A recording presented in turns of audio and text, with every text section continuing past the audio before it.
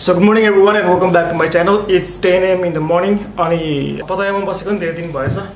Almost like 10 दिन जति भइसक्यो अनि फ्लाइट चाहिँ हाम्रो भोलिको. So आज चाहिँ ब्याङ्कक जाने अनि ब्याङ्ककमा आज गएर बस्ने one night. अहिलेसम्म सपिङ चाहिँ के गरेछ न कज यहाँ चाहिँ पतायामा चाहिँ धेरै महँगो छ अरे. So सपिङ गर्ने काम चाहिँ सबै हाम्रो ब्याङ्ककमा हुन्छ. अनि जस्ट प्याक भइसक्यो हाम्रो सामानहरु सबै. ओइ अर्दैन त्यति धेरै. सुटकेस प्याक भइसक्यो हाम्रो. सपिङ नगर्दाखेरि अवस्था यस्तो छ हाम्रो सुटकेसको. सपिङ गरेपछि अब कहाँ हाल्ने हो डलरको टन्नै छ हामीसँग.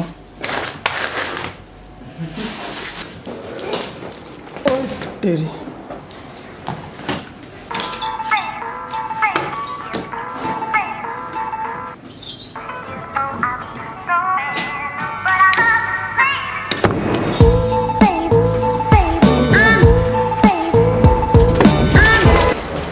ओइ मा खोलै छ क्यामेरै झन्डै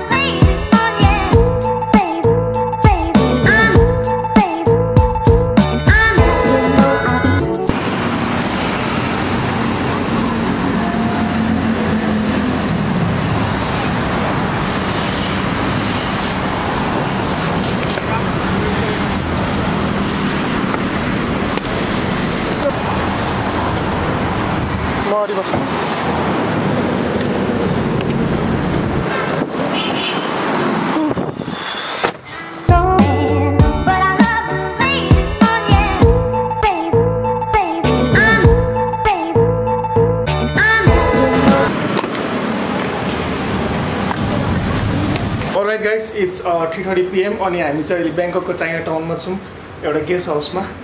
खासै टाइम छैन हामीसँग. आज एकछिन हो अनि भोलि एकछिन हो. जस्ट हाफ टाइम हुन्छ हामीसँग, हाफ डे हुन्छ.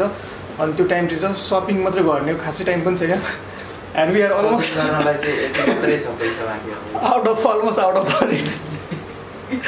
जम्मा $100 मात्रै. जस्ट $100 पुरै अब सपिङ गर्ने हो. अनि अहिले चाहिँ लास्ट भोक पनि लागिरहेको छ. तल गएर अब खानुपर्ने अनि त्यसपछि सपिङ गर्ने काम गर्नुपर्ने हुन्छ. सो जाउँ अब सपिङ गर्न. एयरपोर्टमा किन्नुपर्छ. अब क्यामेराको लागि पनि माइक्रोफोनहरू चाहिरहेको छ. अब यही अब सस्तो भेटेछ भने यहाँ उठाउनु पर्ला, नत्र त नेपालमा लिनु पर्ला.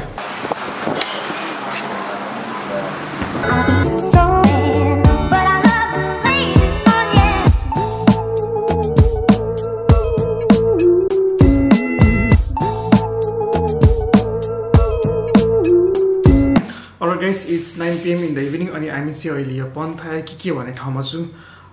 होटल पनि चेन्ज गरेको कज अघि चाहिँ हामी यो चाइना टाउन भन्ने ठाउँमा चाहिँ होटल बुक गरेर बसेको. तर त्यहाँ चाहिँ के भयो भन्दाखेरि त्यहाँ चाहिँ सपिङ सेन्टरहरू कहीँ नजिकमै छैन.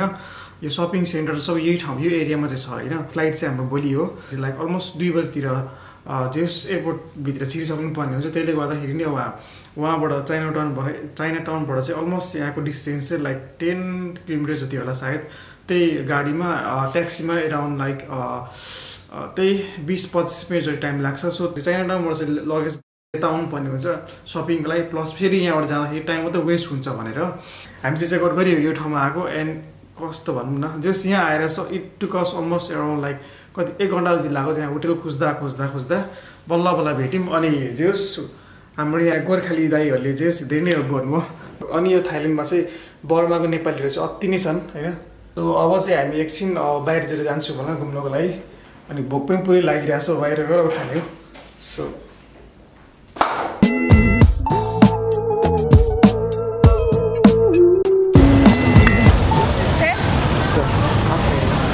okay. So, milk, okay? Yeah. Okay. Thank you. How many cups? Okay. First this. दामी छ.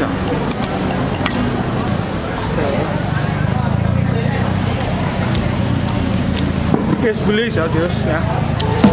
Good. Huh? यहाँ चाहिँ यसो घुम्दै हिँडिरहेको छौँ हामी अहिले सपिङको लागि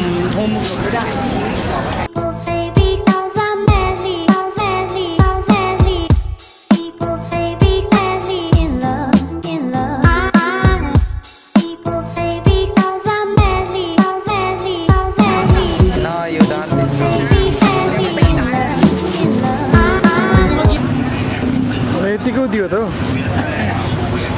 मिक्स गरेर दिएन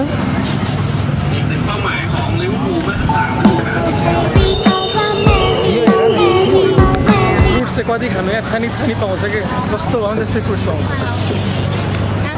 यहाँको नाइट मार्केट हो यो चाहिँ राइस एन्ड सेट